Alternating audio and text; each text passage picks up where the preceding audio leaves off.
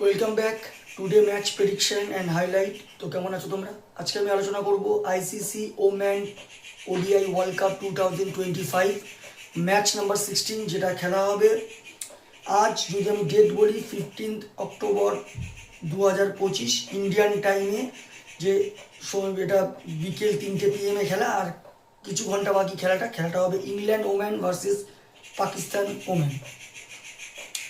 তো খেলাটা হবে আর প্রেমদাসা স্টেডিয়াম কলম্বোতে খেলা। ওয়েদার যদি দেখি, সব থেকে ব্যাড নিউজ আছে, 50 থেকে 60% চান্স আছে রেন হবার। আর আজকের যা রেন আছে, রেনের কারণে আজ খেলা অ্যাবান্ডনেট হয়ে যাওয়ার চান্স প্রায় 80 থেকে 90%। তো রেন তো একটা আছে।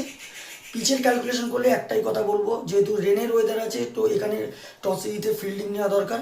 কিন্তু নর্মালি এখানে টসে জিতে ফার্স্ট ব্যাট করে ডিফেন্ডের দিকে যাওয়া দরকার। 240, 250, 260 গুড টোটাল এখানে ডিফেন্ডেবল টোটাল।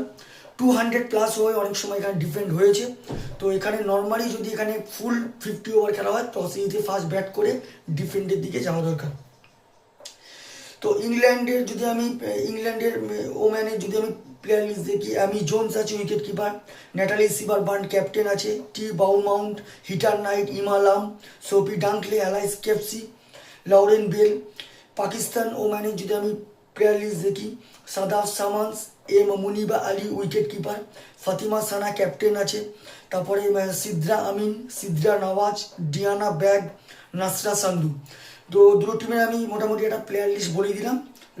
ইংল্যান্ড ওম্যান এখনো পর্যন্ত একটাও হারিনি এই ওয়ার্ল্ড কাপে, 3টে খেলে 3টে জিত।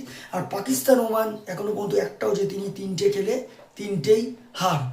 তো এখানে নো ডাউট ইংল্যান্ড ওমান যথেষ্ট ভালো টিম। এখানে টিম হিসাবে যদি পার্সেন্টেজ ক্যালকুলেশন করা হয়, আমি এখানে একটাই কথা বলবো, ইংল্যান্ড ওমান এখানে 90% দেবো, 10% আমি পাকিস্তান ওমানকে দেবো। টিম হিসাবে 10% দেবো, তবে পাকিস্তান ওমানের বলিং ব্যাটিংয়ের থেকে যথেষ্ট ভালো। এখানে লো স্কোরিং ইংল্যান্ড ওমানকে রেস্ট্রিক্ট করতে পারে। আর ইংল্যান্ড ওমানের ব্যাটিং বলিং ব্যালেন্স আছে। তো এখানে প্রেডিকশন একটাই কথা বলবো, ইংল্যান্ড ওমান উইন হবে ম্যাচটা। কীভাবে উইন হবে সেটা খেলার উপর দেখার বিষয় আছে। তো এখানে ম্যাচ উইনার ইংল্যান্ড ওম্যান। তো এখানে ভিডিওটি ভালো লাগলে লাইক করো, শেয়ার করো, কমেন্ট করো আর সাবস্ক্রাইব করো।